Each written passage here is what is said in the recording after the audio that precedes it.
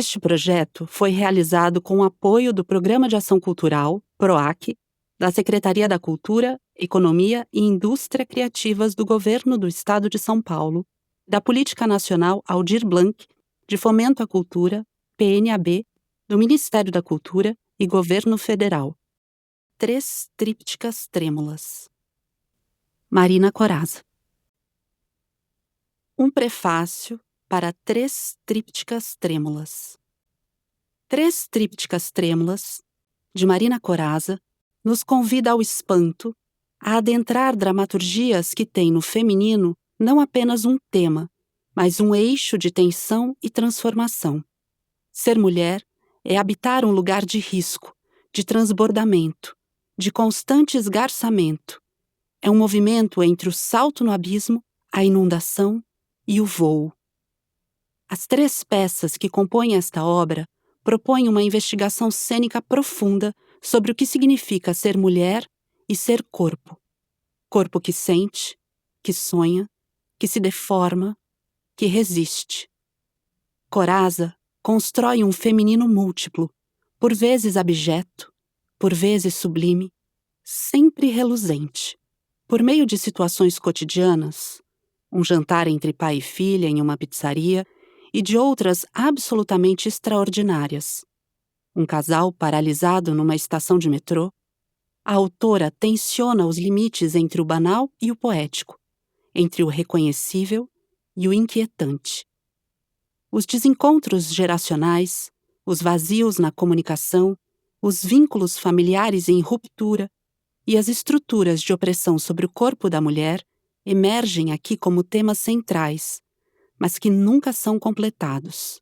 Ao contrário, Marina Corazza parece interessada justamente nos vazios, nos buracos que não serão preenchidos, nos silêncios que não se explicam, nos gestos que não se completam. Sua dramaturgia é atravessada por imagens aquáticas, difusas, às vezes enigmáticas.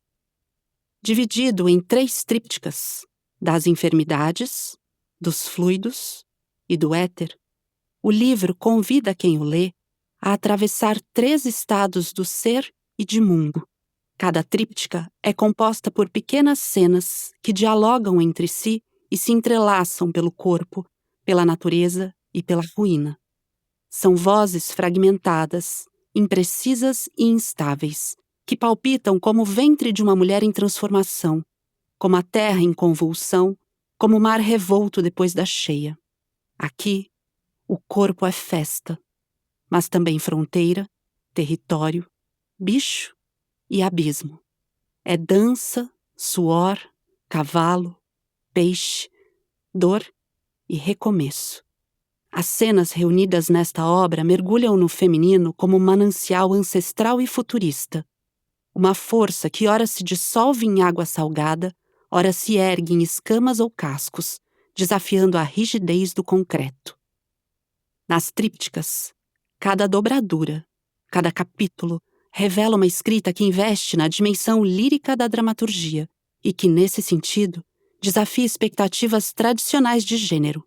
Há, em sua proposta, uma ruptura com convenções dramáticas ao indicar, por exemplo, que rubricas sejam verbalizadas em cena, expondo o artifício teatral como parte da própria encenação.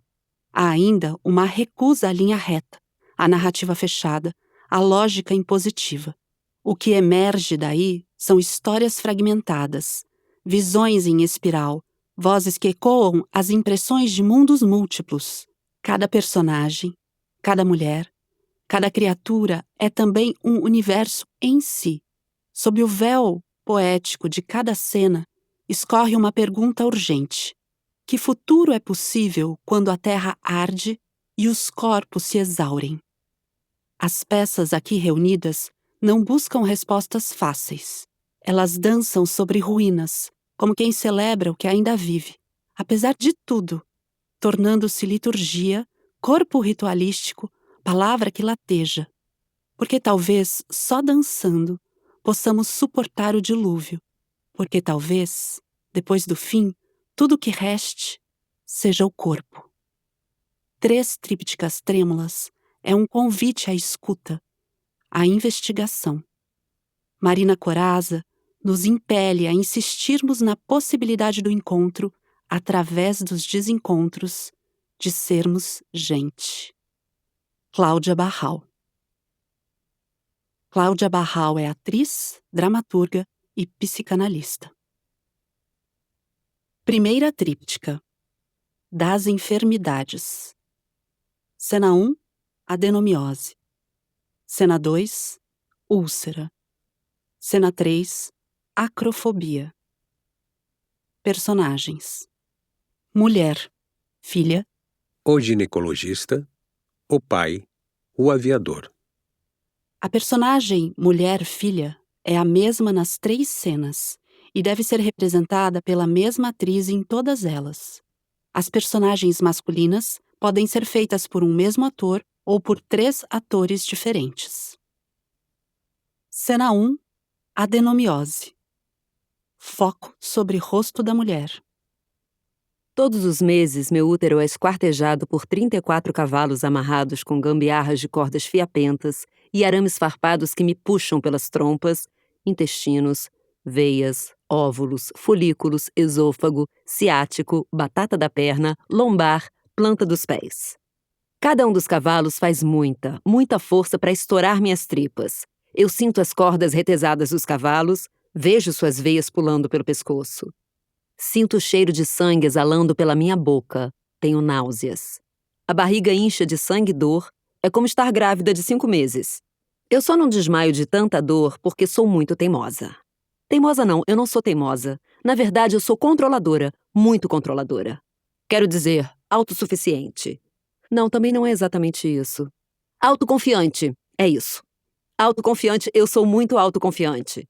Tenho certeza de que vou sair dessa, de que vou atravessar a tormenta, de que há luz no fim do túnel, essas coisas. Então eu paro e penso. Agora eu vou morrer, mas depois vai ficar tudo bem. Depois vai ficar tudo bem. Sobe luz geral que evidencia um consultório médico. Idade? 42. Fuma. Não. Exercícios? 3 vezes por semana. Tipo sanguíneo. A positivo. Pressão? 12/8. Cirurgias? Nenhuma. Precedentes familiares? Poucos. Fraturas? Rádio, húmero, tíbia e fíbula. Diabetes? Não. Casada? Um pouco lá, um pouco cá. Profissão? Atendente. Dentes? Normais? Filhos? Não. Quer engravidar? Não. Já tentou engravidar? Não. Abortos? Não. Parceiros? Alguns. Faz uso de contraceptivo? Sim. Útero? Em retroversão. Medidas? Grandes. Sudorese? Um pouco. Nas mãos? Depende. Nos pés? Somente nas noites quentes. Hobbies? Jardinagem. O que te traz aqui? A chave. O que te traz aqui? Exames de rotina. Algo mais que não me contou que eu deva saber? Como assim? Perfeito. Então tire a parte de baixo, cubra-se com esse avental e deite-se fazendo favor, para que eu possa examiná-la. Bem na pontinha da maca.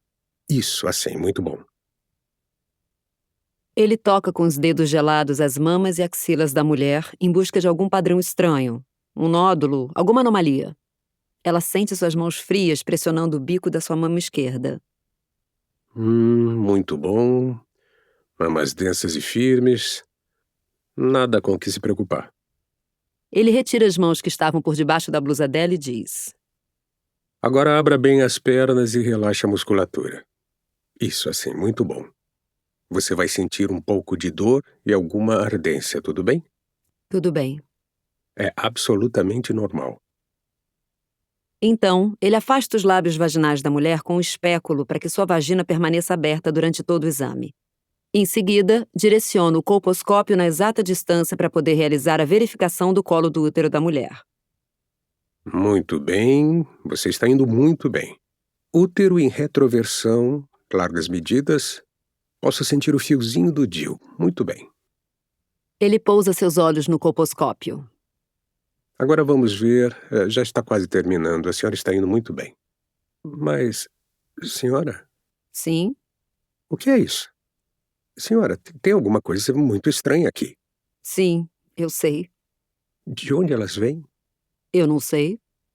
As cores são extraordinárias. É o que dizem. É um brilho. Ginecologista extasiado e mulher falando ao mesmo tempo que ele, como quem já ouviu essa frase uma porção de vezes. De raios multicoloridos, Coloridos, um verdadeiro caleidoscópio luminoso. A senhora sente algum incômodo? Não, Algum sintoma diverso? não. Quando isso começou? Um pouco depois da primeira menstruação. Senhora, a dança dessas luzes tem algo de... causa um tal efeito que... Agora elas estão piscando para mim. Senhora, Sim, elas estão piscando para mim. Mulher indiferente. que maravilha. Elas sabem que eu estou aqui admirando suas luzes, senhora. É como se conversassem comigo. Veja só. Seu útero, senhora, seu útero está em festa. É preciso ir mais fundo para investigar. Agora não. É algo inédito, senhora. Ainda não. E agora? Também não. Antes, a chave. E depois? Ela não responde. Ele então retira os aparelhos que estavam acoplados entre as pernas da mulher, faz sinal para que se sente. Pode se sentar. Silêncio por um tempo um pouco mais longo, enquanto ele olha bem para a mulher. A senhora não sente saudades do tempo em que era possível estar em uma estradinha qualquer, de uma costa qualquer, descendo para um pequeno vilarejo, numa praça onde era possível encontrar mulheres velhas de mãos enrugadas, vestidas com saias pretas, xales pretos, lenços pretos segurando seus finos cabelos brancos, vendendo seus pães numa praça seca? Elas costumavam sorrir para os turistas com as mãos sujas de uns trocados de farinha. Elas eram desdentadas e felizes.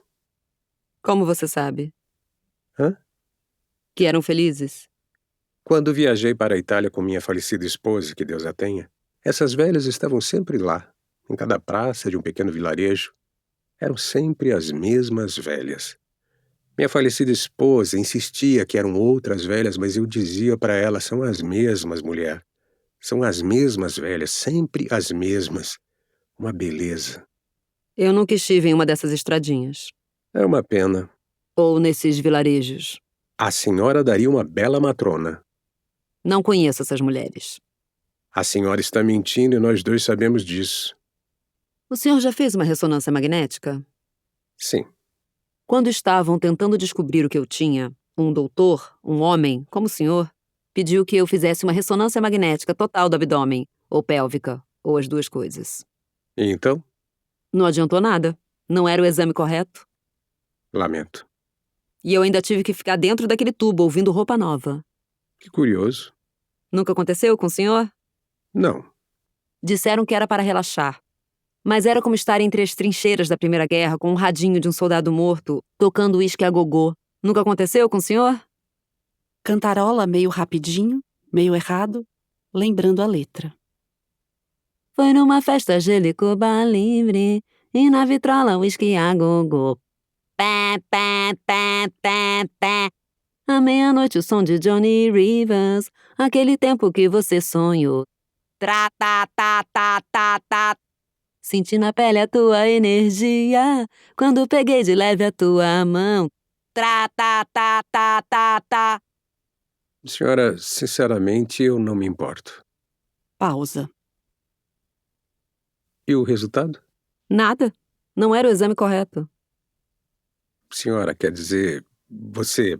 Posso te chamar de você, não posso? A mulher não responde. Você tem planos para o final do ano? Depende. Você se lembra de quando as mulheres lavavam as roupas sujas nos riachos e depois se banhavam nuas? Não. Pausa. O senhor já fez uma ultrassonografia? Não me recordo. Com preparo intestinal? Não tem muito tempo, eu e minha falecida esposa, que Deus a tenha, Viajávamos por uma dessas cidadezinhas litorâneas bastante agradáveis. Paramos em uma sorveteria onde uma jovem atendente, Essas ainda existem. parecida com você, só que mais nova, bem mais nova. Enfim, nós paramos ali em uma sorveteria onde encontramos o verdadeiro sorvete italiano em pleno litoral brasileiro. Quem poderia imaginar? Uma beleza. Você precisava ver como me esbaldei com as minhas 2 bolas. Uma bola sabor crocante, a outra bola de frutas vermelhas. Ficamos tão próximos da moça, tão próximos mesmo, que a trouxemos para morar com a gente. Veja só. Eu e minha falecida esposa, que Deus a tenha, gostávamos tanto de viajar A que chave. fizemos até um quartinho no fundo de casa para guardar as lembranças que trazíamos. A chave. Eu vim buscar a chave. A senhora é muito safada. Do quartinho. Eu gosto disso. Sim, eu sou. Percebi desde que entrou no meu consultório. O senhor é um homem muito sensível. Sim, eu sou. Se o senhor me entregar a chave do seu quartinho, eu deixo o senhor entrar mais fundo. Te convido para a festa no meu útero. Alguém que a senhora conheça? A atendente da sorveteria. A senhora não tem medo de terminar como ela? Não. A senhora conhece a história, não conhece? Conheço. E acha que vai se safar e ainda conseguir... A chave. Que garantias eu tenho? Eu estou aqui. O senhor entra enquanto me passa a chave. E depois? O senhor conhece a história. Então o ginecologista abre uma gaveta de sua escrivaninha, pega a chave enorme, como de antigos portões de ferro, e penduradas nela muitas outras chaves menores. O objeto faz um som particular quando as chaves se tocam. Ele diz: tire a parte de baixo, cubra a sequência avental e deite-se, fazendo o favor, para que eu possa examiná-la. Bem na pontinha da maca, isso, assim, muito bom. Agora abra bem as pernas e relaxe a musculatura. Isso, assim, muito bom. Agora você vai sentir um pouco de dor e alguma ardência. Eu não me importo. A chave. Enquanto ele vai entrando com a cabeça pelas pernas da mulher, um de seus braços se esticam por cima do corpo dela, lhe entregando o molho de chaves. A mulher, deitada na maca, estica o braço para apanhar as chaves. Ela agarra o molho de chaves e o traz rapidamente para perto do peito, segurando com força. Eu vou entrar. Vem, entra. Eu estou entrando. Ah, que luzes. Que sinfonia. Uma coisa assim cósmica, se você pudesse ver. É como um transe, me sinto jovem, tão jovem. Vem, entra mais fundo. Entra. Que delícia. Ai, minha Nossa Senhora, vou entrar mais fundo. Vem, entra. Estou entrando mais fundo. Mas... Que estranho. Que é isso? O que são essas pequenas coisinhas? Estranho, parecem pequenos. É o que estou pensando? São, quero dizer, se parece com pequeno... Mas não é possível. Se parece com pequenos... O que estou vendo? Homenzinhos? São muitos, muitos homenzinhos, senhora. E o que eles estão fazendo, doutor? Não consigo ver direito, meus olhos. Está ficando um pouco apertado aqui, quente, está muito quente aqui dentro e vermelho, um cheiro forte. Natural. Os homenzinhos estão, ao que parecem, eles gruem, eles gritam. Está muito quente aqui, senhora, está muito quente. Meu peito, já não sinto, senhora, está muito apertado. Os homenzinhos estão mergulhados em sangue fervente, senhora. Não me importo. Senhora, por favor, me deixe sair daqui. Está muito quente. O sangue queima meu corpo, está muito apertado e eu sinto meu corpo estranho, senhora. O sangue está tomando tudo, os homenzinhos queimam em desespero, pedem que os mate, a pele queima, os ossos, minha boca, o meu pau queima. Está muito quente, senhora, eu não quero morrer. E quem disse que você vai morrer? Me deixa sair, por favor. A senhora está me sufocando, eu não consigo respirar, me tira daqui. Alguém me ajuda, eu estou ficando pequeno, muito pequeno, senhora. A senhora está me sufocando. Silêncio. A mulher se levanta lentamente. Sentada na maca, ela encara a plateia. Blackout. Ouve-se o som das chaves.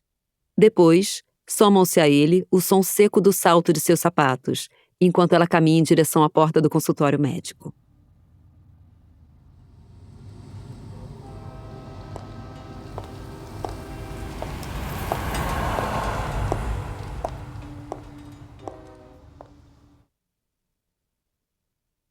Cena 2.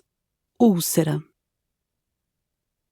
Pai e mulher, aqui chamada de filha, aparentando ser mais jovem do que nas outras duas cenas. Estão sentados em cadeiras afastadas, voltados para a plateia, com uma leve diferença de profundidade em relação à boca de cena. Mesmo que virem o rosto na direção um do outro, é como se não se vissem. Pizzaria, fim de tarde, começo de noite. Eu gosto daqui. Tinto ou branco? Vou dar um pulinho no banheiro antes. A filha sussurra de um jeito afetado. Preciso fazer xixi. Tinto, então? A filha caminha com passos leves e apressados. O pai escuta o salto do seu sapato tocando os degraus de madeira da escada da pizzaria e a porta do banheiro que abre. Ele se incomoda com o silêncio que dura 1, 2, 3, 4 segundos. Prende a respiração. Solta a respiração aliviado quando ouve o barulho da descarga. Entre a descarga e a filha voltar à mesa, o tempo passa rápido. Ela volta. Tá meio vazio. É que nós gostamos de comer. Com as galinhas. Ele ri. Pepperoni? É cedo ainda. Foi o que eu disse. Eu sei. Pepperoni. Alice. Meia lite, meia pepperoni. Salivam.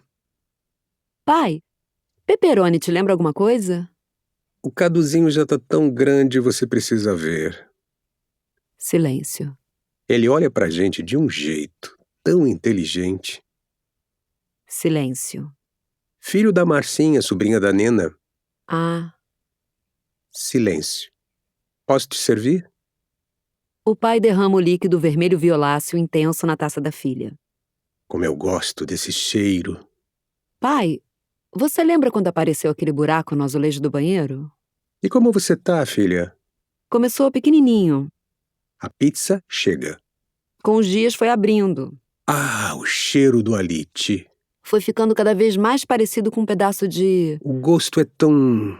carne crua. tão... misturada com uma lama que tinha um cheiro esquisito. Você se lembra? atração e repulsa. Isso. Atração e repulsa. Silêncio. Filha, fico muito feliz que você esteja bem. É bom poder comer pizza de alite e pepperoni com você. Como antigamente. Como antigamente. Silêncio. Lembra como você gostava de tomar banho na banheira? O pai da Ana já saiu do hospital? Saiu. Que bom. Silêncio. Mas já voltou. Que pena. Mastigam. Tomam golinhas do vinho. Sorriem educadamente. Silêncio. Pai, aquele buraco Filha, que apareceu no azulejo do banheiro, eu... não te lembra não. esse pepperoni? Filha, eu não sei do que você está falando. Silêncio. Preciso fazer xixi. Subindo as escadas, ela diz apontando o caminho. Enquanto escuto os sons do sapato do pai subindo os degraus de madeira da escada, a filha permanece olhando para o alite com suas pequenas espinhas expostas pelo corte longitudinal sobre a mussarela derretida. Ela olha para a carne exposta do peixe sem fazer nenhuma reflexão. É só o olho dela sobre a carne exposta de um peixe morto. Um ser que respira e outro inerte. Esse breve instante leva a filha a imaginar o peixe ainda vivo, a água envolvendo seu corpo pequeno, viscoso e roliço, a força vital que ele deveria empregar em seus músculos para vencer as correntezas geladas, a sensação de nadar num enorme cardume e ser mais um, e ser todos, num tempo sem tempo. Do salão da pizzaria, a filha ouve a descarga que o pai aperta no andar de cima. Com o som, ela é ejetada de seu transe profundo. Nesses microsegundos, um pouco antes de a filha voltar do transe para o salão daquela pizzaria, o som da descarga a transporta para seu pai que urinava no andar de cima, e dessa imagem as rodelas de pepperoni já um pouco secas espalhadas pela pizza. Essa bizarra associação de imagens a perturba, e quando ela volta do transe, em frente ao prato com a pizza de alite, se resfolega como se estivesse se salvando de um afogamento. Finge que nada aconteceu. A pizza? O que tem? Gostou? Sim. Você deixou metade. Fiquei cheia. Você tá sentindo esse cheiro? Pai, sabe o buraco que apareceu no rejunte, entre os azulejos do banheiro? É um cheiro estranho. Ele foi crescendo, crescendo, ficou tão grande. Não é possível que você e a mamãe não se lembrem. O cheiro que dá vontade de cheirar, mas que também dá uma sensação assim... Um dia, eu estava tomando banho. Lembra que a gente tinha uma dessas banheiras antigas em casa? Eu estava tomando banho de banheira e, de repente, daquele buraco, começou a soprar um vento. Um vento forte mesmo, tipo dos que ventam antes das tempestades. E era como se o cu do mundo fosse ali naquele buraco, no rejunte entre os azulejos do banheiro da nossa casa. Eu parei o banho desconfiada, encarei bem por dentro aquele buraco escuro e fedido. Uma sensação de repulsa, de náusea, sabe, filha? Então aconteceu um estrondo por dentro da parede. Um estrondo muito forte, forte mesmo. A casa tremeu inteira. O chão tremeu, os espelhos, tudo. E daí começou. Foi uma enxurrada de peixes cinzentos, viscosos, roliços que saíam daquele buraco como merda. Caíam pesados na água da banheira que ia ficando barrenta. Bagres, tilápias, corvinas, peixes de rio. Lembro que eu notei isso, que eram todos peixes de rio que escorregavam com o peso da gravidade por aquela cloaca e caíam pesados como sacos de batata na água da banheira, que ia ficando barrenta, um cheiro de esgoto e lama. Eu nunca consegui entender isso. Silêncio. Um tiramisu? 2.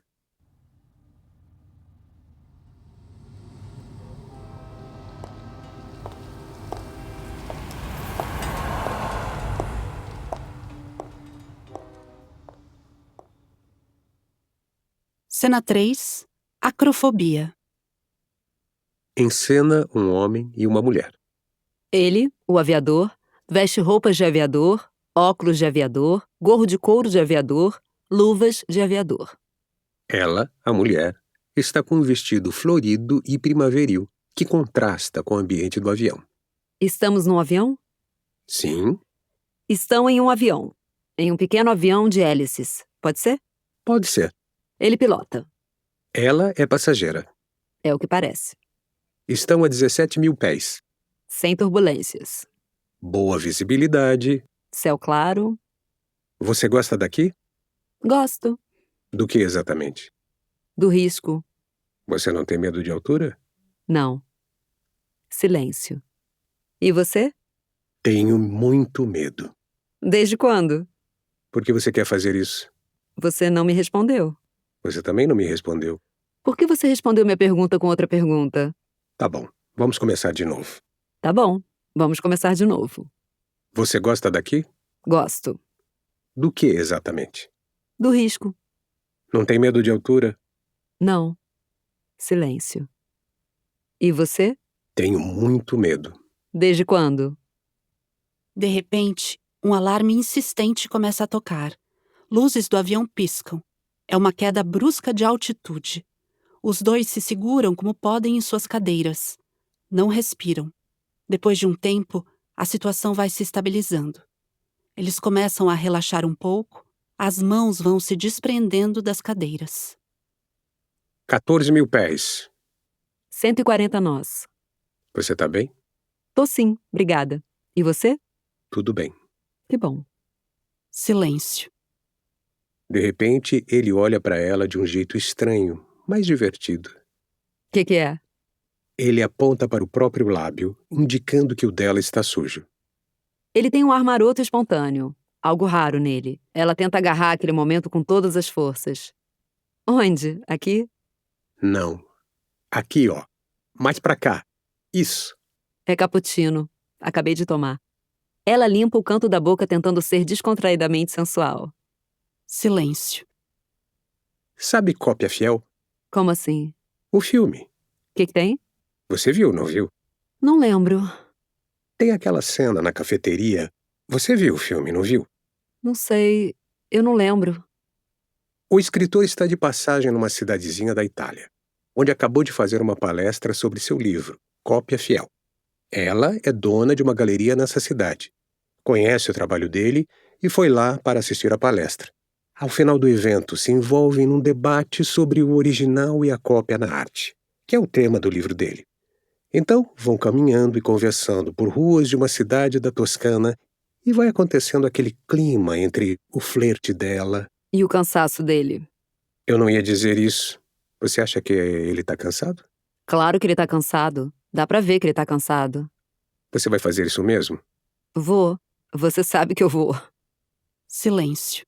Ela se segura à poltrona, um pouco assustada, com a sensação de que o avião está descendo. Você disse que não tinha medo. Por que você está fazendo isso? Isso o quê? A gente tá perdendo altitude. Me deu um negócio. Só vou descer um pouquinho, só mais um pouquinho. Pronto. 8.000 pés. Você tá bem? Tô sim. Sabe o que eu gosto quando o avião começa a descer? Um pássaro gigante de ferro que vai perdendo altitude, dá um frio na barriga. A mão começa a suar, a cidade vai chegando cada vez mais perto. A gente sente tudo o que pode acontecer naqueles segundos antes do pouso. E quando se escuta o trem de pouso se abrindo, aquela mecânica tão rudimentar, dá um negócio. E aí as rodinhas que aterram a gente tocam o chão com todo aquele vigor, aquela força. E a velocidade que a gente sente depois disso? Lançados àquela velocidade absurda dentro da cápsula de ferro. E daí da mais completa loucura, ensurdecedora, o pássaro gigante vai se acalmando, se acalmando, se acalmando, respirando, se acalmando até sossegar adormecendo. Aviador, olhando fixo para a frente, como quem visualiza a cena que narra. Tenho de 3 para 4 anos, estou com a minha família. A gente está no Rio, viagem de férias. Estou debaixo da sombra fria daquele pássaro gigantesco de barbas e isso me apavora. Quero sair daquela sombra, mas não encontro o caminho para o sol. Estou completamente paralisado. De repente, percebo que minha mãe sobe na mureta. Meu pai, do outro lado, aponta a câmera fotográfica para o seu rosto. Eles me ignoram. É como se eu não existisse. Eu tenho só 3 anos e é como se não me vissem. Minha mãe está sentada na mureta, sorrindo alheia à altura vertiginosa em que estamos. Como ela pode não perceber o perigo? Eu tenho só 3 para 4 anos, mas posso perceber a altura em que estamos, a sombra aterrorizante daquele Cristo meio pássaro, meio velho, e eu consigo ver, pelas frestas das colunas perfiladas da mureta, o mar lá embaixo, os morros pequenos. Sinto que vou cair, desabar lá embaixo, ser arremessado, fico sem ar nos pulmões, ajoelho e começo a chorar desesperado. Não consigo parar de chorar, não consigo respirar. Silêncio. Eu me sinto mais segura com um aviador que tem medo de altura. Silêncio. É estranho falar isso? Não sei, sou estranho para você? Um pouco. 15.000 pés. Visibilidade parcial. 160 nós. O que tem o filme? O cappuccino, o seu jeito, você me lembrou daquela cena quando a senhora, que parece ser a dona ali da cafeteria, fala com ela. Com a Juliette Binoche. Isso, com a Juliette Binoche. Então a senhora fala com a Juliette Binoche, achando que ela e o escritor são casados. E daí o filme vira a chave e os dois começam a se relacionar de fato, como se fossem casados. Há 15 anos, sabe? Claro que eu sei. Silêncio. Você acha que ele tem algum interesse nela? Na Juliette Binoche? É, na Juliette Binoche. Sei lá. Acho que o filme não é sobre isso. Ah, não? É sobre o quê, então? Por que você tá falando desse jeito? De que jeito? Você sabe. Eu tô falando normal. Ele é que tá cansado, irritado. Ele não me parece irritado. E não dá pra saber se tá cansado, sei lá. Talvez essa seja a graça do... Não tem graça nenhuma. Ela, a gente sabe. Ninguém tem dúvidas que aquela mulher está interessada naquele homem. Tá bom. Então vamos supor que o filme seja sobre isso. Ele sai com ela no que pode ser um último dia de uma viagem exaustiva de trabalho, quando ele poderia ter ficado no hotel, descansando. E ela tem que se contentar com isso? Não foi isso que eu disse? Ele sai com ela porque está interessado em conhecer o mecanismo meio esquisito daquela mulher. Ele observa a mulher com distanciamento para depois poder escrever qualquer coisa espirituosa a partir dela, ou fazer comentários inteligentes com um grupo de amigos pseudo-intelectuais em um café numa cidade bem distante de onde ela mora. Pode ser. Silêncio. Exatamente como você faria. Silêncio. Cada um olha para fora da janela ao seu lado, ou seja, no sentido oposto ao outro. Suspiram ao mesmo tempo. Permanecem assim um pouco. Vagarosamente, o espaço infinito do céu vai invadindo a aeronave. Algo do espaço sideral passa a atravessá-la e dilatar o espaço-tempo. Um céu estrelado, lentas órbitas de planetas coloridos. Mulher, olhando fixo para frente, como quem visualiza a cena que narra. Tenho de 3 para 4 anos. Estou com a minha família em um churrasco num sítio de alguém que não sei quem é. Quero entrar na água. As mulheres estão dentro da casa. Os homens lá do alto da varanda comem, bebem e conversam de um jeito ruidoso perto da churrasqueira. Eu quero entrar na água. A água me chama, é de um azul tão delicado como um céu de maio. Quero mergulhar e sentir meu corpo envolvido naquela imensidão macia, leve, quero flutuar. Me jogo na água, peso. Logo afundo sem ter tido tempo de um instante de prazer. Não consigo respirar pelo nariz, abro a boca.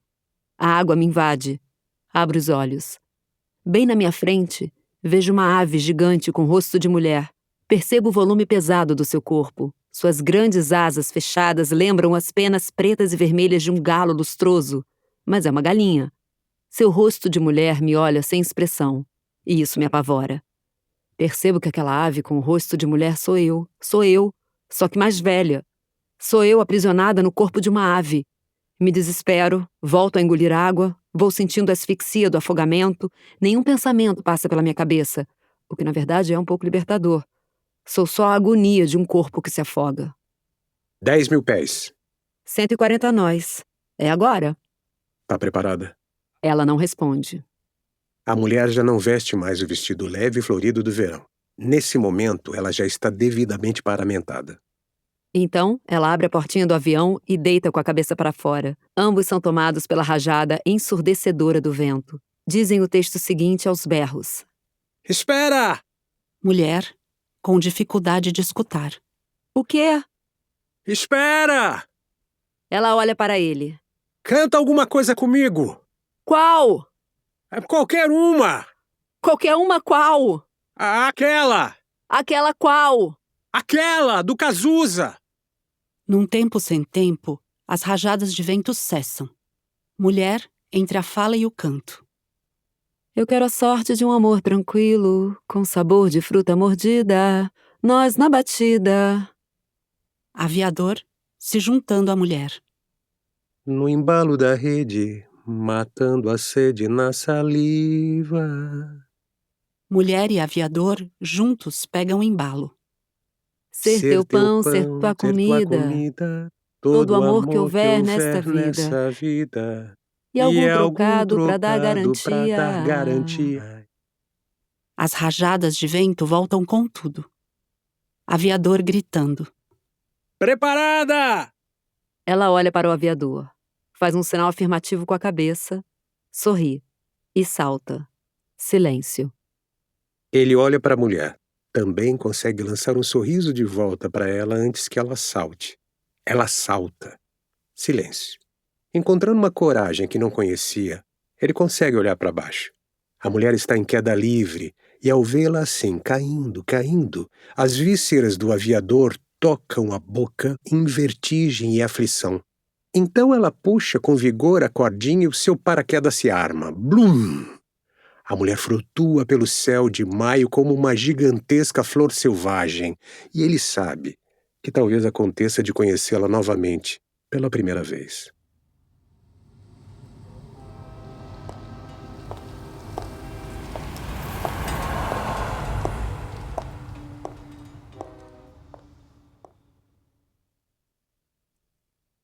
Segunda tríptica, dos fluidos.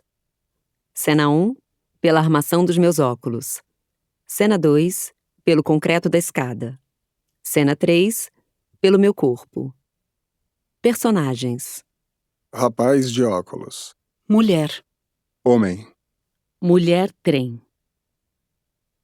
Cena 1, pela armação dos meus óculos. Rapaz de óculos. Pensamentos alucinados pelos labirintos do sistema de metrô de uma grande cidade, enquanto ouve música alta em um fone de ouvido. O corpo é para se dançar, eu disse. Eu disse não, eu gritei. Gritei bem assim mesmo. O corpo é para se dançar, olhando bem na cara dele. Uma cara que não conseguia distinguir se era de surpresa, indiferença, arrependimento. Alguém precisa... Algum dia, alguém precisa descobrir uns óculos. Uma pílula. Um sistema que conte para a gente o que a outra pessoa sente, pensa. Eu queria saber o que se passava por trás daqueles olhos de onde um dia brotou um "eu te amo". Eu vi brotando. Eu vi antes que ele precisasse dizer, e o que ele disse só confirmou o movimento da nascente borbulhante que eu já tinha visto antes dele precisar falar. Foi bom ouvir. Um instante que ficou parado no tempo. O toque é a menor e a maior coisa desse mundo. Que bobagem. Quanta bobagem! E ele disse nem sei. Nem sei se te amei algum dia. O corpo é para se tocar e ser tocado. Um desejo, eu disse. Eu disse não. Eu gritei. Gritei bem assim mesmo às 4 da manhã debaixo da janela do apartamento dele. O corpo é para tocar e ser tocado. Com desejo, eu disse. E ele nem sei se ouviu. Hoje, o metrô tá mais cheio que o normal. Logo cedo, as caras tão exaustas. Caras tristes. A moça de rabo de cavalo pisou no meu pé, pediu desculpas. Ok, o senhor mais velho vendendo capinhas para celular sabe que não vai vender nada nesse vagão. Ele passa, se apertando entre as pessoas. O rapaz, voltando do turno da noite, dorme com a boca aberta. Estica o braço para segurar a barra de apoio. Um toque é a menor e a maior coisa desse mundo. Com a outra mão, seguro a mochila entre as pernas. Com o balanço do trem, a mochila esbarra na perna de uma senhora baixinha que se desequilibra com facilidade. Percebo que ela fica incomodada, mas não tenho o que fazer. O celular vibra no bolso. Não consigo pegar. Mas se pudesse, pegaria. Pegaria me odiando porque sei o que quero que seja. Imagino frases, palavras, pedidos desesperados, alguma fresta de desejo. Sei o que não será. Só um vazio. Poço sem fundo. Provavelmente uma mensagem no grupo do trabalho. Vou correr os olhos sem conseguir registrar o que estão falando. Os dias serão cinzentos e amargos por muito tempo, eu sei. Dramático, ele disse. Dramático? Dramático? Dramático. Eu fico em silêncio. As palavras não saem. Nada mais faz sentido. É só um vazio, uma desistência. Solto tudo ao que me agarrei com tanta força, e afundo. Afundo sem me importar que afundo. Desisto da luta. Nada mais faz sentido. O corpo escorre sem forma. A música grita nos ouvidos. Agitado assim não penso. Só corro com os pensamentos. É bom. É melhor do que lembrar. É melhor assim, sem dar espaço para algum detalhe, um sorriso, um gesto, um toque delicado de desejo. Um toque é a menor e a maior coisa do mundo. Ele disse, não, chega, chega. Ouve a música. Mais alto. A porta do vagão se abre. Uma enxurrada de gente se empurra para fora. Subo as escadas da estação de metrô apressado. Estou atrasado para o trabalho. Como vou chegar até o final do dia, eu não sei. A multidão se divide por algumas das escadas. Vocês estão precisando de ajuda? Vocês precisam de alguma ajuda? Foi meio que instintivo. Não sei como aquelas palavras saíram da minha boca, mas saíram. Eram 2 corpos que ocupavam a escada do metrô. Não a rolante, mas uma daquelas de concreto, com seus degraus largos. Era uma posição estranha, uma luta ou um abraço. Agachados daquele jeito, parecia um abraço, mas era estranho, porque agachados e naquela posição. Os braços estendidos se tocavam, as cabeças inclinadas, 2 corcovas. Estranho. Por que ali? Por que daquele jeito? Aquela hora? Algumas pessoas apoiadas no parapeito do andar de cima observavam. Um homem moço com uma mala surrada era um dos que olhava para baixo. Uma senhora de rosto enrugado com uma bengala tomava fôlego para continuar a caminhada e também olhava para baixo. Assim como 2 jovens, Um menino e uma menina que olhavam, soltavam uns risinhos e apontavam, chamando a atenção. As pessoas indignadas. Alguém chamaria o segurança porque os dois, um homem e uma mulher, estavam meio que fechando a passagem daquela escada. As pessoas precisam trabalhar. As pessoas precisam buscar as crianças, precisam cuidar da mãe, precisam atravessar a cidade, esquecer um amor, chegar em algum lugar. Chegar em algum lugar. É para isso que serve o transporte público. E não para ficar parado daquele jeito, bloqueando a passagem.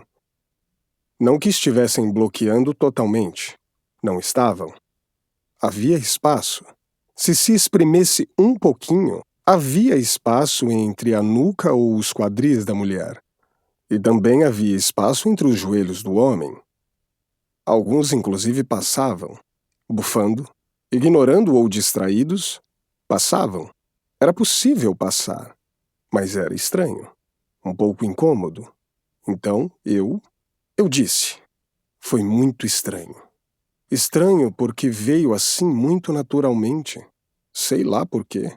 Sei lá de onde. Tirei o fone do ouvido e perguntei. Vocês precisam de ajuda? Vocês estão precisando de alguma ajuda? Vi quando o segurança foi chegando, descendo a escada na direção dos dois, e parou de repente. Só parou. Inclinou a cabeça daquele jeito que os cachorros fazem quando acham alguma coisa estranha. Assim. E ficou olhando com a cabeça torta. A mão segurando o cacetete grudado no corpo. O corpo é para se dançar. Pensei. De novo. De novo não. Chega. Esquece. Afunda. Solta. O corpo é para se dançar. E você me fez dançar tão... Quanta bobagem. Esquece. Chega disso.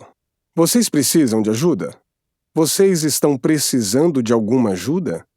Não sei por que falei isso assim para aqueles dois daquele jeito. Vocês precisam de ajuda? Vocês estão precisando de alguma ajuda? Vi quando o segurança ficou parado com a cabeça inclinada. Vi quando o senhor ambulante, todo enfeitado com as capinhas coloridas para aparelhos celulares, parecendo um folião, fez uma graça da situação. Senti o cheiro de milho com a manteiga misturado ao cheiro de churrasquinho que vinha das barraquinhas do lado de fora da estação. Vi quando chegou uma mulher carregada de crianças, uma no colo, a outra que se agarrava à mão livre da mãe e outra que se apertava contra sua perna. Vocês precisam de ajuda? Vocês estão precisando de alguma ajuda? E então, tudo parou. Tudo ficou quieto. A mulher e o homem, naquela posição estranha no meio da escada, viraram o rosto na minha direção. Me olharam nos olhos. Silêncio. Não sabia nada sobre aquele homem. Não sabia nada sobre aquela mulher. Mas nem precisava. Não tinha nada para saber. E não havia dúvida do que se tratava. O corpo é para se dançar, tocar e ser tocado, com desejo. Eu gritei às 4 da manhã. Um fio fino, gelado me estremeceu a espinha. O coração acelerou. O sexo vibrou por baixo das calças como há um tempo não... Vocês precisam de ajuda? Vocês estão precisando de alguma ajuda? Tudo quieto. E no silêncio tinha espaço para respirar. Um espaço largo no peito. Soltei o ar e, com ele, o peso acumulado no peito. Passei pelo homem, passei pela mulher, por aquela figura estranha que eles formavam no meio da escada da estação. Deixei os dois para trás e continuei subindo pelos degraus. Agora eu subia devagar, muito devagar. Sentia o movimento de cada perna alcançando cada degrau. Um, depois o outro. O primeiro de novo e depois o outro. As pessoas pareciam todas paradas, não exatamente imóveis, mas meio que quietas. Cheguei num patamar onde a escada dobrava para a esquerda. Subi mais um pouco. Um pé, depois o outro. Um pé, depois o outro. E sentei. Encontrei um degrau sem ninguém e sentei. E assim que eu sentei, um estrondo. O estrondo aconteceu do lado de fora da estação, mas não ali perto. Tinha sido muito longe dali, no centro da cidade, talvez. E esse estrondo foi abrindo um veio na terra que foi rachando tudo por onde passava. Ruas, parques, escolas, casas, edifícios, pontos de ônibus, e esse veio terminou aqui, no meio do meu peito, que trincou e rachou. Do sulco aberto no peito, um jorro salgado, ardido, água pesada, caudalosa atravessando meu corpo sem que eu tivesse nenhum controle. O corpo é para se dançar, gritei. Abri os braços e deixei. A água era tanta que começou a jorrar por todos os buracos do meu corpo, abrindo espaço sem se deixar represar por onde passava. Da garganta apertada para a boca, pelos olhos, ouvidos, ânus. Espumas convulsivas. A água foi escorrendo pela escada. Foi tomando toda a estação, inundando plataformas, cabines de controle, túneis, vagões, ruas, avenidas, praças. E então, tudo mudou.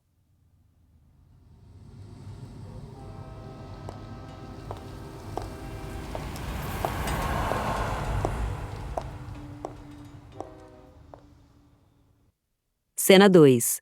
Pelo concreto da escada. Homem e mulher. Eles têm entre 45 e 50 e poucos anos. Estão a 3 metros de distância um do outro, olham para a plateia enquanto falam. Estavam de cócoras. Abaixados mesmo. Era uma cena Na escada, ridícula, que dava acesso à plataforma do metrô. patética. Sem pé nem cabeça. Na escada que dava acesso à plataforma do metrô, sabe? Bizarra. De cócoras. Descabida. Um desencaixe nas horas. Nos anos. Era o quê? 7, 8 da manhã. Eram 7h36 da manhã. Um desencaixe. No tempo. Homem e mulher olham para cima. É como se vissem uma revoada de pássaros no céu. Suspiram. Em seguida, viram de costas um para o outro. Dão um passo e se distanciam um pouco mais. Agora estão de lado para o público, mas continuam falando na direção da plateia. Parecia um abraço. Mas talvez se tratasse de alguma coisa completamente outra. Definitivamente não era algo confortável. Um bolo de músculos e pele e bocas. Dedos. Algo disforme. 2 corcovas sem sentido. Na escada. Que dá acesso ao trem. Homem e mulher, ainda de costas, ficam de cócoras. Uma luta antiga. Grega. Sumô. Romana. Greco-romana. Bloqueavam a passagem. Mas dava para passar. Se espremendo um pouquinho, dava para passar. Era horário de pico. 7h20 da manhã. 5h15 da tarde. As pessoas precisavam passar. A mãe doente, O filho na escola. o emprego por um fio, Teria sido melhor num parque. encostados num carro, Num carro velho. ou num carro novo mesmo, Num shopping. na praça de alimentação. Mas não. Mas não. Homem e mulher se levantam. 6h35 da tarde. 6h35 da manhã. Homem e mulher viram de frente um para o outro, se olham pela primeira vez, falam um com o outro. Não eram jovens.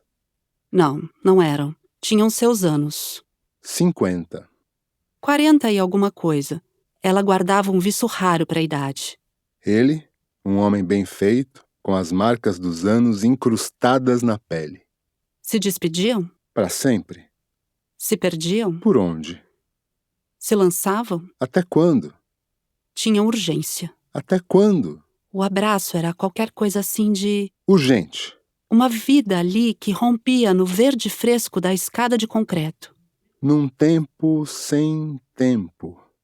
Num descontrole secreto. Sem o mínimo de... Com o máximo de... Silêncio. Ficam um tempo se olhando. Em seguida, viram para a plateia, dão 3 passos rápidos para frente e voltam a falar na direção do público. Era um perigo. Alguém podia se machucar. Uma idosa com catarata que tropeça. Uma menina que corre atrás de uma borboleta. Uma mãe carregando 3 crianças. Eu vi quando um rapaz se aproximou. Ele usava óculos. Era bem jovem. Meio que magro demais. Eu vi quando ele se aproximou. Quase se agachou para perguntar. Vocês precisam de ajuda? Vocês estão precisando de alguma ajuda? Mas com os joelhos meio flexionados, ele meio que entendeu que não se tratava disso. Não se tratava de qualquer coisa que... Um gesto desprovido de qualquer... algum... desprovido. O rapaz meio magro de óculos se recuperou a tempo de fingir que não era nada e subiu ritmado pela escada, guardando um livro na bolsa atravessada no corpo. Homem e mulher se olham, caminham na direção um do outro, ficam a 1,5 metros de distância. Se conheciam, Corriam perigo, corriam. atrás de borboletas. Tropeçavam. Pelas cataratas da barriga. Era muita água. Atrapalhavam. Greco-romana. Sumô. Sumo sem o mínimo de... Sumo com o máximo de... Homem e mulher ficam de cócoras. No concreto da escada. Por quanto tempo? 2 ou 3 segundos. 3 séculos. 20 anos. O tempo de uma explosão. Era muita água. Aquela não era uma cidade litorânea. Mas a água era do mar. Eles souberam assim que a água começou a brotar pela escada. Era a água do mar. Era o próprio mar. As pessoas se assustaram. Começaram a correr por todos os lados. Menos os 2. Menos aquele homem e aquela mulher. Permaneceram. Sabiam de algo, mesmo que não soubessem exatamente o que era aquilo que sabiam. Mas sabiam. Ninguém viu quando daqueles 2 começou a nascer uma espécie de... Como nadadeiras. escamas. Guelras. Não sem sangue. Não sem dor. Ela meio peixe-mulher, ele meio peixe-homem. A água se adensando, ocupando tudo que antes era ar. Subindo pelos quadris, pelo peito, pescoço, joelhos. Envolvendo as cabeças, invadindo as vias respiratórias. O ardido da água pelo nariz, pela garganta, invadindo a boca. Mas depois, a surpresa. Respiram. Respiram. Sem saber como sabem, sabem que sabem.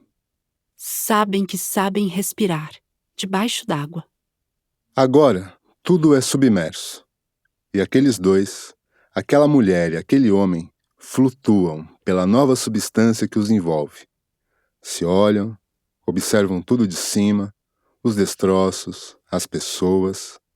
As pessoas, algumas ainda em desespero, lutam para tentar alcançar a superfície. Outras se entregam às próprias mutações particulares e vão descobrindo por onde. A mulher e o homem se olham, como se sempre tivessem sido meio peixe-homem, meio peixe-mulher. Nadam. Abaixo deles, catracas, cabines e câmeras agora são objetos sem sentido, objetos de um outro tempo. Peixe-homem e peixe-mulher movimentam seus novos corpos cheios de descobertas. Nadam por plataformas e nadam pelos túneis. Tudo é igual e tudo é diferente. Avistam o rapaz de óculos. O rapaz de óculos executa movimentos estranhos. Os braços se estendem para os lados. As pernas, como nadadeiras, impulsionam seu corpo de um jeito que consegue fazer rodopios, piruetas e saltos. Como um golfinho, ele parece brincar, saltando, virando de cabeça para baixo, dando cabeçadas nas câmeras de segurança. Aquele homem e aquela mulher, agora peixe-homem e peixe-mulher, observam o rapaz de óculos. É divertido. É gracioso. Aquele peixe-homem e aquele peixe-mulher agora observam o rapaz de óculos que dança e ri e jorra o mar pelo corpo.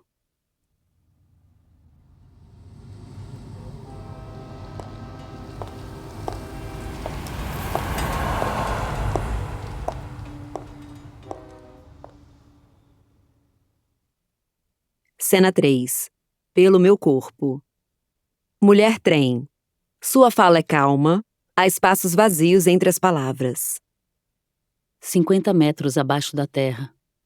As palmas das suas mãos tocam minhas vísceras geladas. Cada mão, um toque que posso escutar. Escuto-o agora e suas aflições enroscadas a tudo que veio antes. Eu escuto tudo. Eu não escolhi escutar. O suor, a temperatura, os toques com as pontas dos dedos, os toques de mão cheia, o batuque das unhas distraídas. Milhares de mãos, todos os dias por entre as minhas vísceras geladas. Sou invadida por histórias que ninguém perguntou se eu queria escutar.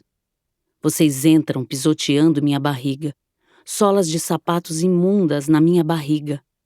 Entrando e saindo, entrando e saindo, entrando. 20.000 mãos, 20 horas sem pausa, 20 quilômetros muitas vezes. Por dia, todos os dias. Cumpro o mesmo trajeto, sem chegar a algum lugar. Indo e vindo, vindo e indo, indo. Todos os dias. Em minha primeira volta, sem controle sobre meu corpo com a força da velocidade, soltei um grito mudo de terror. Senti o ventre arrastado. A tortura do atrito nos trilhos. O som de morte de ferro retorcido que alcança mais de 100 decibéis. Até a estação seguinte. 8 comportas em cada uma das minhas partes se abrem, e vocês tornam a me invadir as vísceras com seus pés sujos, seus saltos altos, suas músicas, seus cansaços, seus corpos que se escoram, seus gritos, sua impaciência. Milhares de mãos voltam a tocar minhas partes frias. E a repetição que me faz morrer todos os dias, várias vezes ao dia, sem me matar. A agonia de um fim que nunca chega. Nem pausa, nem madrugada. Quando tudo para, resta a espera entre as paredes úmidas dos túneis. Mas ouçam. Silêncio. Eu respiro, eu escuto, eu sinto. E nunca durmo. Silêncio. Eco de alguma goteira pelos túneis. E quanto aos pequenos gestos? E as mãos que se buscam? Os olhares ternos? É o que vocês se perguntam. E quanto à mãe que nina o filho? O rapaz que ajuda a senhora a se sentar? Um casal que se abraça na escada? A criatividade comovente dos vendedores ambulantes? Vocês, aprisionados como eu às voltas deste inferno, precisam de uma história. Posso contar uma. Posso contar muitas histórias. Posso contar 20.000 histórias por dia. A história que conto para vocês é a seguinte. Saio de um túnel escuro. A claridade é em parte alívio, em parte aflição. Com a claridade, o impacto seco de um corpo. O instante entre um ser vivo, cheio de intenção e coragem, e um corpo disforme. Destroços de um corpo. Seu suco, seu mais nada. Uma pomba atropelada. Conheço vocês como nenhum de vocês um dia conhecerá seu igual. Restos de um corpo que não é mais nada, grudado ao meu. Grudado ao meu corpo que, ainda que fadado a percorrer os mesmos túneis e galerias, vive, respira, observa. Algum silêncio. Então veio o mar. Suas águas chegaram sem aviso num jorro de fúria e destruição. As línguas de suas ondas chicoteando coisas e pessoas indiferente ao desespero. Senti logo o gosto de sal na minha pele de aço, o sufocamento das vias, o afogamento dos corpos. Confesso que sorri pela primeira vez. Não que desejasse a morte de vocês, não, mas soube naquele momento que algo estava morrendo, mesmo que não soubesse o que exatamente. E esse morrer de algo que eu não sabia o que era aliviava meu coração, a ponto de eu poder sorrir. A força das águas destruiu as paredes da estação como se elas fossem de papel. E eu fui emergindo, emergindo, emergindo. Emergir, palavra nova para mim. Antes de alcançar a superfície, pude ver como cada um de vocês se adaptava à nova substância aquosa de um jeito singular e misterioso. Meu corpo segmentado foi ganhando espaço por dentro, inflando suas partes, arredondando suas formas. Era como se por baixo da epiderme de aço houvesse uma outra camada resistente, mais flexível, a ponto de explodir de dentro para fora aquela minha forma conhecida e familiar. Quando finalmente alcancei a superfície em meio aos escombros, a luz do mundo me cegou por um tempo. Tempo que, longe dos sinais sonoros das estações, não sei mais medir. E eu não me importo. Vez ou outra, os alarmes ainda apitam, como fantasmas dentro de mim, mas eles têm soado cada vez mais distantes e esparsos. E o tempo vai acontecendo simplesmente. Confesso que olhei sem curiosidade para suas cidades. Zarpei sem olhar para trás, hipnotizada pelo horizonte, pelo gosto de maresia, pelo som das espumas quebrando, se espalhando, o vapor de água e sal pela pele. Um toque é a menor e a maior coisa do mundo. Desejei muito esquecer vocês, e com as velas inchadas, me lancei ao mar largo. Algum tempo. Hoje avistei uma ilha. Não era uma ilha muito grande, mas também não era pequena. Percebi logo algo de estranho nela. Não conseguia entender o quê, mas sabia que era diferente das tantas outras ilhas por onde eu havia passado. Entre a excitação de uma nova paisagem e o medo do desconhecido, me aproximei. As cores e as cadeias de morros davam a impressão de algo que não era real. Mesmo chegando bem perto, não conseguia discernir as partes que compunham aquele todo. De repente, de um instante ao outro, consegui ver com absoluta clareza do que se tratava. Uma sensação vertiginosa do que parecia impossível irrompeu na minha frente. A ilha não era uma ilha.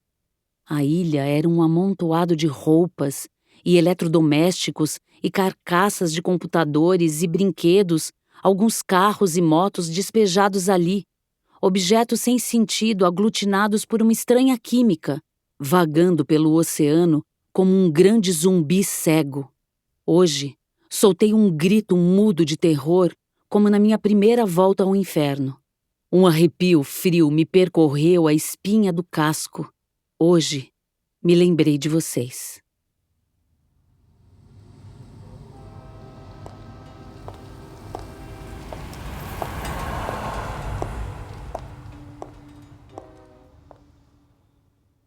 Terceira tríptica, do éter.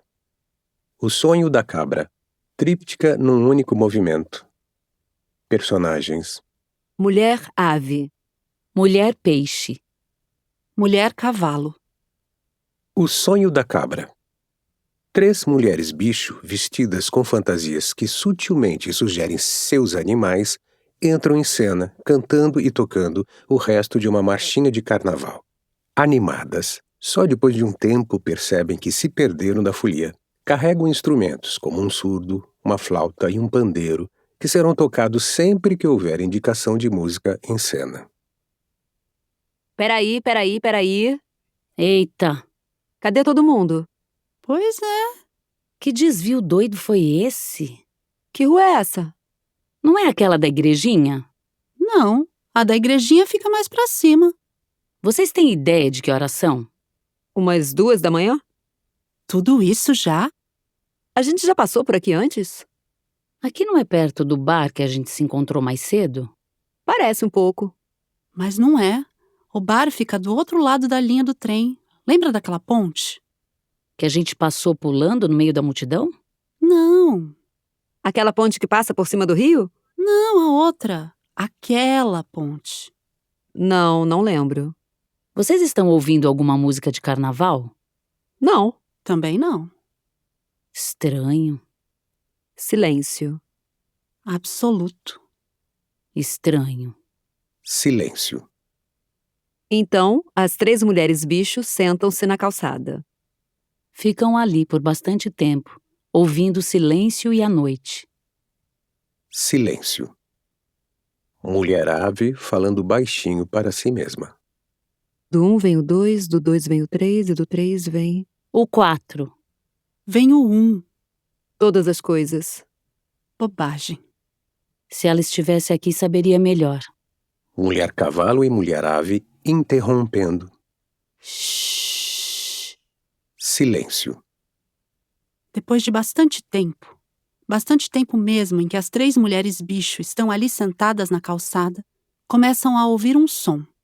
É um som grave. A voz grave de um homem. Ele canta uma melodia assim. Oh. A letra a gente não consegue ouvir. Mas a gente consegue ouvir o oh. É forte, vibra no peito, sabe? Então, sem combinar, as 3 mulheres bicho se levantam e, juntas, caminham por umas ruas desconhecidas, seguindo aquela voz. A gente começa a entrar por umas ruazinhas bem estreitas que aparecem do nada. As ruazinhas vão se fazendo de paralelepípedo. E de um cheiro de chuva que acabou de cair.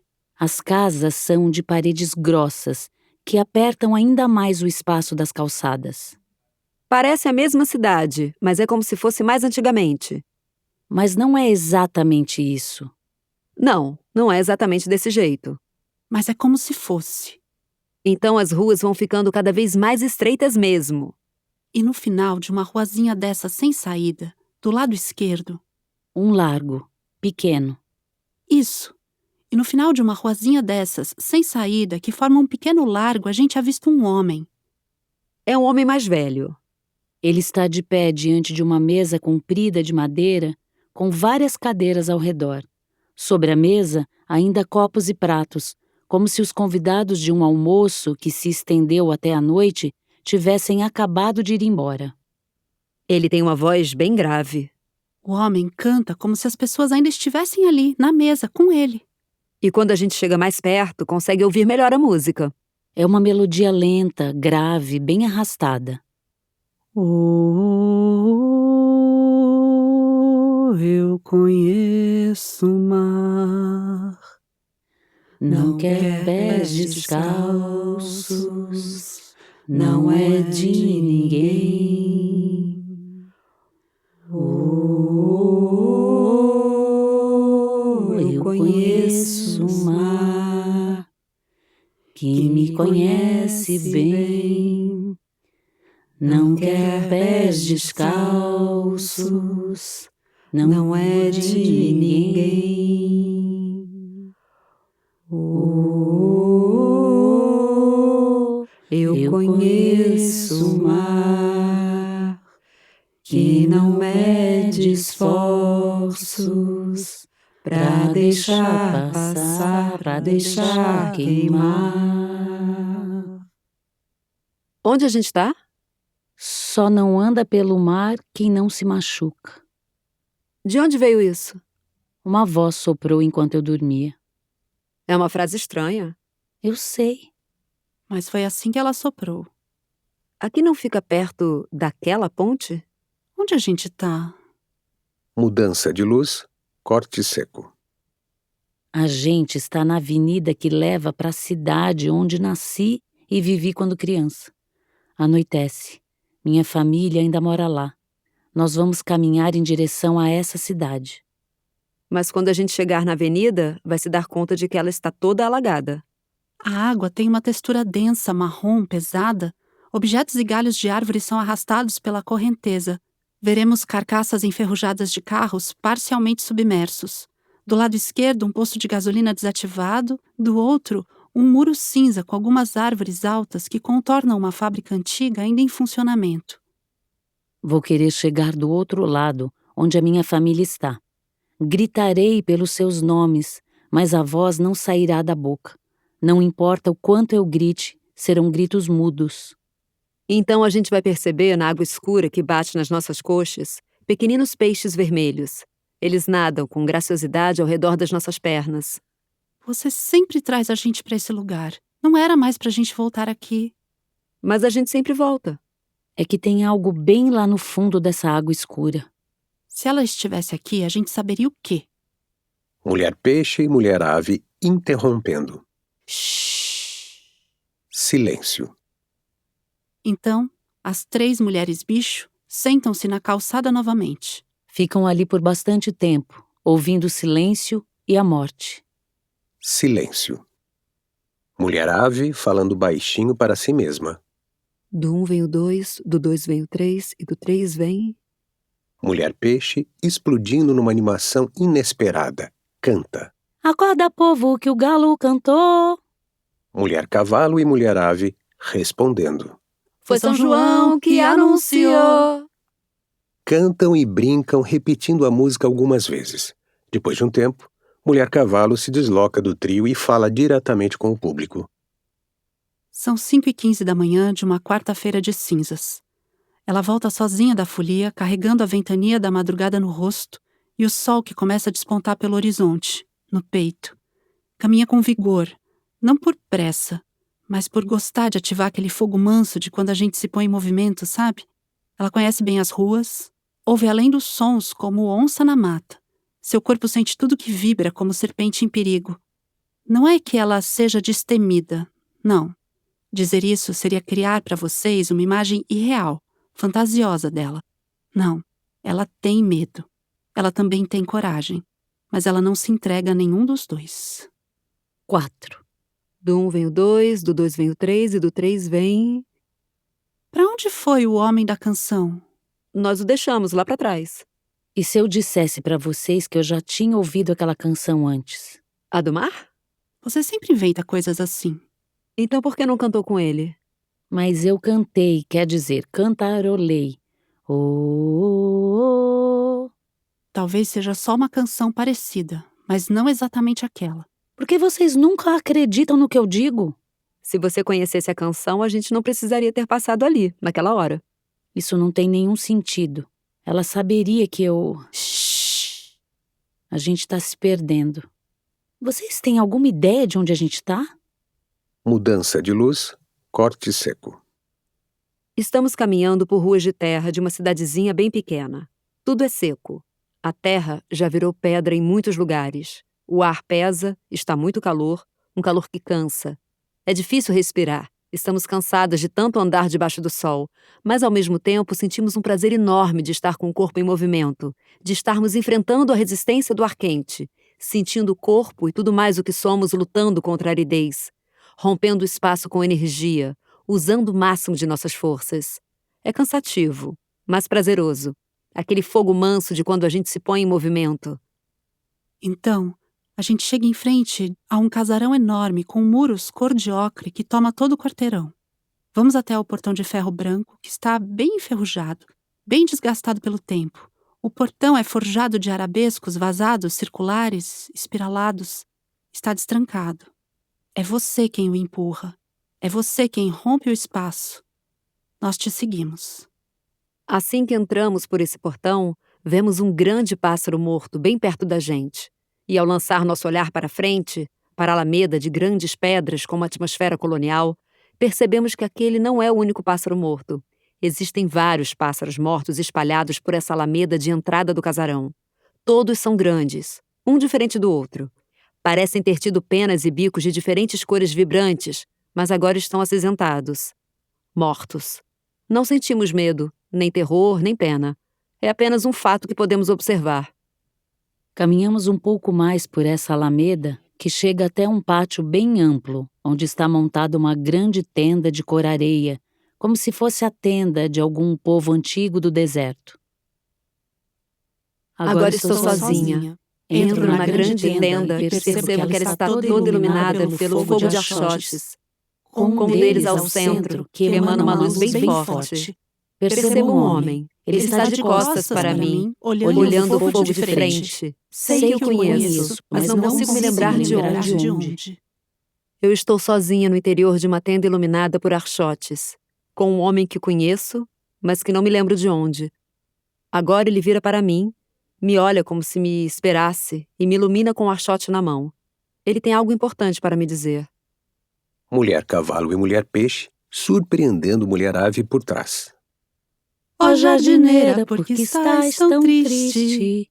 Mas o que foi que te aconteceu? Foi a camélia que caiu do galho, deu 2 suspiros e depois morreu. Vem, jardineira, vem, meu amor. Não fiques triste que esse mundo é todo teu. Tu és muito mais bonita que a camélia que morreu. Cantam algumas vezes a marchinha. Foram 7 perfurações com faca de cozinha, 8 polegadas, lâmina inox. 2 perfurações na região do abdômen, uma na altura do intestino grosso, a segunda que atingiu o rim esquerdo, a terceira no pescoço, a quarta e a quinta na região do tórax, atingindo os pulmões, a sexta e a sétima nas palmas das mãos, uma em cada mão. Sinais de asfixia, escoriações nos cotovelos e no joelho direito, marcas de cigarro e hematomas espalhados por diversas partes do corpo, edemas no olho direito e lábios. Encontrada na noite seguinte debaixo da ponte de água escura, com evidentes sinais de violência sexual. Eram 3 homens. Do 1 vem o 2, do 2 vem o 3, e do 3 vem uma porção de coisas. Ela voltava sozinha da folia, carregando a ventania da madrugada no rosto, e o sol que começava a despontar pelo horizonte no peito. Então, as 3 mulheres bicho sentam-se na calçada uma última vez. Ficam ali por bastante tempo, ouvindo o silêncio e o mistério. Longo silêncio. Seu corpo só foi encontrado na noite seguinte. As pessoas que a encontraram debaixo da ponte contaram que das 7 perfurações em seu corpo era possível observar estranhas faíscas. Quando chegaram bem perto para examinar cada uma das perfurações, as pessoas contaram que era como se seu corpo tivesse sido tomado de vagalumes. E que num momento... Foi tudo muito rápido. E que nesse momento foi muito rápido. De repente, os vagalumes começaram a voar para fora do corpo dela, iluminando a noite abafada daquele fim de carnaval. E que ao voarem, eram muitos. Eram muitos vagalumes saindo pelos ferimentos. E que ao voarem, era como se o corpo dela fosse se transformando naquela centena, milhares, naqueles milhares de vagalumes. As pessoas ficaram tão encantadas com as luzes de tantos vagalumes juntos que não perceberam que seu corpo se desfazia na luz daqueles pequenos insetos que foram voando em bando para longe. Quando não era mais possível avistar mais nenhuma das luzinhas, foi que perceberam que seu corpo não estava mais lá. Sabe aquele fogo manso de quando a gente se põe em movimento? Eu não sei mais o caminho de volta. Pra que você quer voltar? Silêncio. Sem corte seco. Só uma passagem. Agora eu estou em um lugar com muita lama. Não consigo saber se é um lugar que acabou de ser devastado ou se é um lugar que está começando a ser construído. Parece que existiu uma cidade aqui. Dá pra ver que existiram ruas e algumas casas. Eu me sinto bem nesse lugar. Posso dizer que estou feliz e digo, é aqui que eu vou morar. Aqui será a minha nova casa. De repente, ouço um som bem forte que faz tremer tudo como um ronco do fundo da terra, que podia fazer o chão se abrir, mas não o abre. Nada acontece. Só que quando olho para o lado, vejo uma coisa que não tinha notado ou que não estava ali antes. É um cemitério muito, muito grande, mas no lugar das lápides são portas. Portas dos mais variados tipos, cores, com enfeites e tudo. As lápides são portas de casas e de apartamentos comuns, como o meu, como o seu, como de qualquer pessoa. Tudo o que quero é correr dali. Corro para uma parte mais alta de um morro, como se fugisse de alguma coisa. Eu estou nua e sei que à minha frente uma mulher faz aquela trilha pelo morro, nua como eu. Outra mulher nua também, mais atrás de mim, sobe pelo mesmo caminho, só que mais devagar, com mais dificuldade. Subindo por essa trilha, vejo no meio da mata uns galhos de umas árvores que pendem de um jeito que formam um portal tão bonito. Uma passagem. Quando estou para passar por esse portal, ouço a voz da mulher que está mais abaixo. Ela me pede ajuda para enfrentar um trecho mais íngreme e escorregadio da trilha. Então eu volto, desço até onde ela está, Aponto o melhor caminho, mostro as raízes das árvores por onde ela pode se agarrar e as pedras que estão mais firmes, menos lisas. Ela consegue atravessar aquele trecho mais difícil. Agora volto ao meu ritmo e reencontro aquele ponto da trilha em que os galhos das árvores inclinados formam o portal. Não tem nada de extraordinário ali. Não tem vista. Não tem nada que chame uma atenção especial.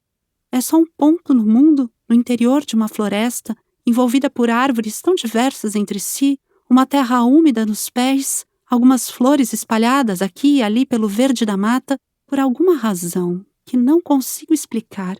Percebo que esse lugar do mundo, esse pequeníssimo lugar, é um ponto no meio daquela mata toda em que gosto tanto de estar. Som delicado da flauta. Fim.